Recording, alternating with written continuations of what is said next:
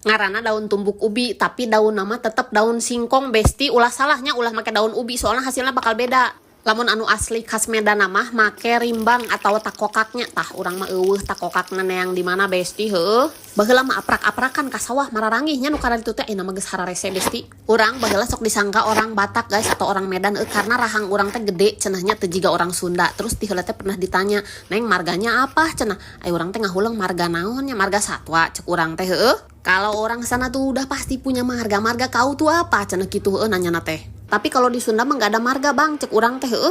Ah masa kau berbohong cenah kitu, kalah keukeuh ka urang teh marukana urang-orang ditu. Kalau di Sunda mah adanya siga rantang cek urang teh. Seuri manehna ge dikitukeun mah ku urang teh guys. Da aya sarumpun keneh mah geus pasti aya mirip-mirip nanya. Aya oge ngaran menak di urang mah jiga Kartawijaya, Marta Dinata, Wiranata Kusuma geus pasti eta mah biasana jelema beunghar. Talamun Icih, Men, Tangaran karuhun urang geus pasti rakyat biasa.